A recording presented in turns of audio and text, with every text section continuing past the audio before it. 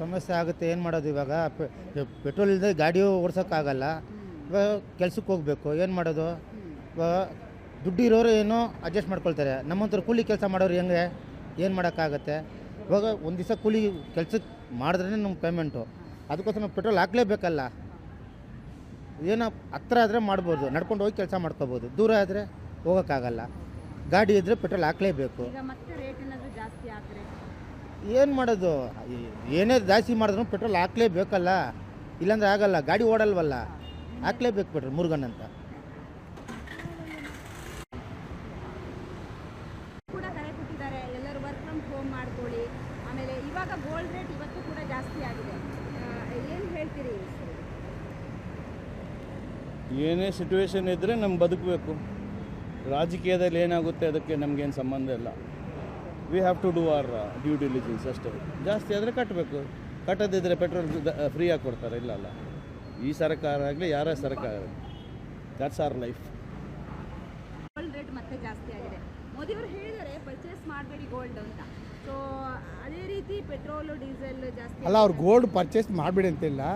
Necessity ಇದ್ದರೆ purchase ಮಾಡಿ. ಇವಾಗ ಮದುವೆ ಆಗಿರೋ ಏನು ಮಾಡೋಕ್ಕಾಗುತ್ತೆ ಮೇಡಮ್? ಪರ್ಚೇಸ್ ಮಾಡಬೇಕಲ್ಲ. ಇವಾಗ ಪೆಟ್ರೋಲ್ ಡೀಸೆಲ್ ಕೂಡ ರೇಟ್ ಜಾಸ್ತಿ ಆಗುವಂತಹ ಸಾಧ್ಯತೆ ಇದೆ. ಇನ್ನೂ ಆಗಿಲ್ಲಲ್ಲ ಮೇಡಮ್. ಆದರೂ ಕೊಡಲೇಬೇಕಲ್ಲ, ಏನೇನು ಮಾಡ್ತೀರಾ? ಏನು ಮಾಡ ಸ್ವಲ್ಪ ಗಾಡಿ ಓಡಿಸೋದು ಕಮ್ಮಿ ಮಾಡ್ಕೊಬೇಕು ಅಷ್ಟೇ. ಮೆಟ್ರೋ ಗಿಟ್ರಲ್ಲಿ ಓಡಾಡ್ಕೊಂಡು ಬಸ್ಸಲ್ಲಿ ಓಡಾಡ್ಕೊಂಡು ರೆಡಿ ನಾವು ಸ್ಟಡಿ ಆಗಬೇಕಷ್ಟೇ. ಎಲ್ಲ ರೆಡಿ ಆಗಿರ್ಬೇಕಲ್ಲ ಮೇಡಮ್. ನಿಲ್ಸೋಕ್ಕಾಗಲ್ಲ, ಎಮರ್ಜೆನ್ಸಿ ಓಡಿಸ್ಬೇಕು. ಇನ್ನು ಮೆಟ್ರೋದೆಲ್ಲ ಬಸ್ಸೆಲ್ಲ ಇಲ್ಲ ಸೈಕಲ್ ತಗೊಂಡು ಓಡಾಡ್ಬೇಕಷ್ಟೇ.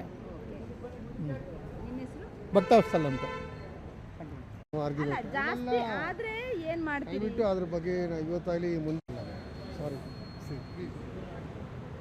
ಕೊಳ್ಳೇಬೇಕಲ್ಲ. ಪೆಟ್ರೋಲ್ ಹಾಕಿದ್ರೆ ತಾನೇ ಗಾಡಿ ಮುಂದೆ ಹೋಗೋದು. ಹಾಕಲೇಬೇಕು, ಹಾಕಲೇಬೇಕು. ಜಾಸ್ತಿ ನಿಮ್ಮ ವೆಹಿಕಲ್ಗಳನ್ನ ಬಳಕೆ ಮಾಡಬೇಡಿ, ಸ್ವಲ್ಪ ಕಡಿಮೆ ಮಾಡಿ ಅನ್ನೋದು ಮೋದಿ ಹೇಳಿದ್ದಾರೆ. ನಮ್ಮ ಹತ್ರನೇ ಎಲೆಕ್ಟ್ರಿಕ್ ಗಾಡಿನೂ ಇದೆ, ಅದು ಮಾಡ್ತೀವಿ. ಇಷ್ಟು ಮಾತಾಡ್ತೀನಿ. ಏನು ಹೇಳ್ತೀನಿ, ಆಗಬಹುದಾ ಪೆಟ್ರೋಲ್ ಡೀಸೆಲ್ ರೇಟ್ ಜಾಸ್ತಿ ಆದರೆ ಏನು ಮಾಡ್ತೀವಿ ಮೇಡಮ್? ಇದು ಎಕನಾಮಿಕಲ್ ಕ್ರೈಸಿಸ್. ಓಕೆ, ಸೊ ಇದನ್ನು ನಾವು ತಡೆಯೋಕ್ಕಾಗಲ್ಲ. So you have to understand by doing a carpool ಆಗಲಿ or a bike pool ಆಗಲಿ, so you have to make an understand and use the transport. So that is the best option that we can take it.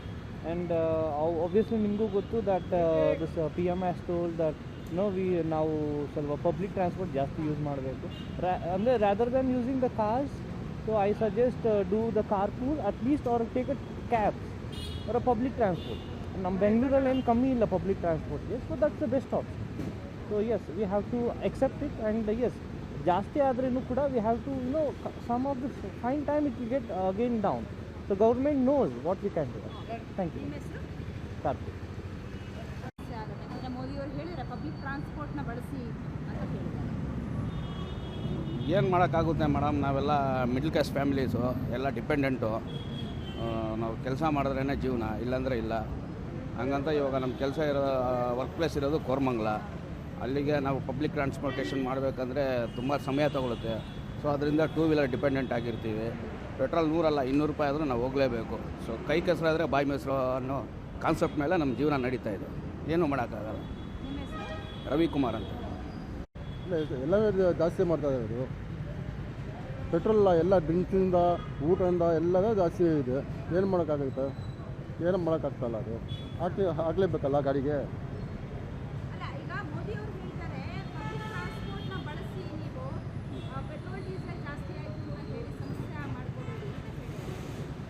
ಅದು ಏನು ಮಾಡೋಕ್ಕಾಗಲ್ಲ madam. ಜಾಸ್ತಿ ಮಾಡಿದ್ರೆ ಹಾಕಲೇಬೇಕು. ಏನು ಮಾಡೋಕ್ಕಾಗಲ್ಲ. ನಮ್ಮದು ಲೇಬರ್ ಗಿಬರ್ ಏನು ಜಾಸ್ತಿ ಮಾಡ್ತಾ ಇಲ್ಲ.